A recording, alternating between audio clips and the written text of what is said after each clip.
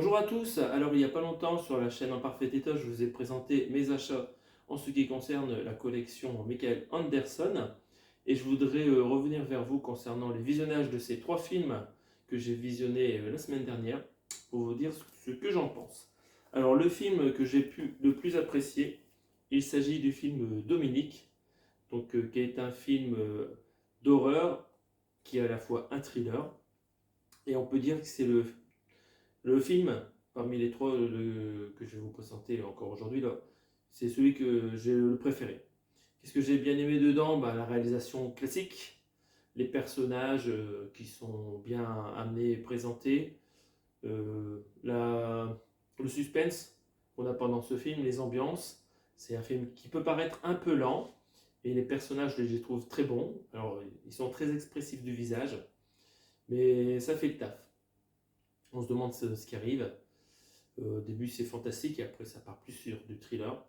Je vous conseille de regarder ce film Dominique. Le son n'est pas extraordinaire en Blu-ray, il fait un peu métallique, surtout au début. Mais après, on s'habitue et ça se passe bien. Les musiques sont sympathiques avec du piano. Ça fait penser un peu à du Rosemary Baby de Polanski. Voilà, j'ai bien apprécié. Sur les trois films que je vous présente, celui-là, on va dire que c'est le premier, le plus regardable. Il ne dure pas trop longtemps. C'est pas mal. Alors, le deuxième film que j'ai bien apprécié, il s'agit du film Logan's Run. Donc, ce film de science-fiction dystopique, il est très intéressant. Alors, il est un peu plus long. Par contre, il y a plein de scènes différentes, il y a plein d'actions. Ils ont mis vraiment beaucoup d'argent pour les effets spéciaux.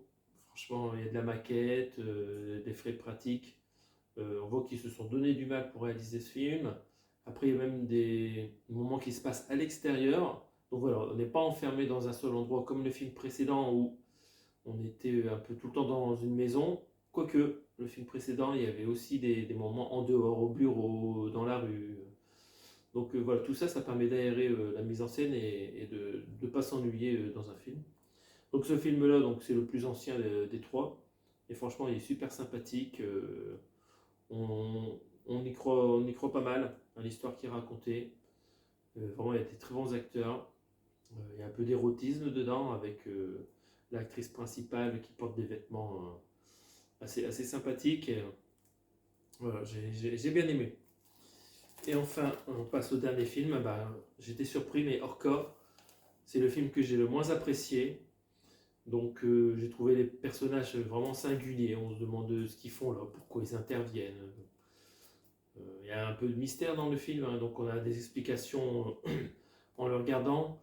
Mais voilà, c'est pas la folie. Il y a beaucoup de temps qui est passé pour montrer la vie du mammifère, comme quoi c'était une famille et que voilà, suite à l'accident, la mort d'un des membres de cette famille, ça va partir en cacahuète et que ça devient une histoire de vengeance.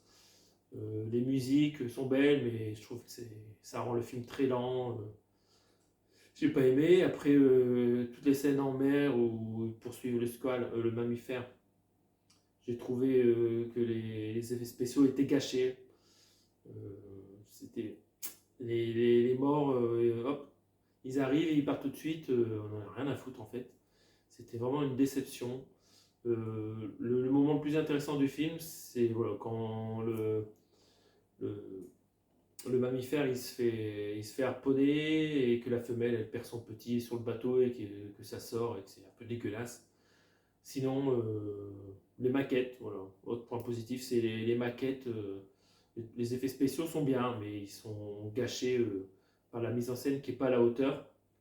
Alors peut-être c'est la faute au scénariste qui était habitué à faire des westerns, pour Sergio Leone par exemple, et c'est peut-être une atmosphère de western avec des plans très longs.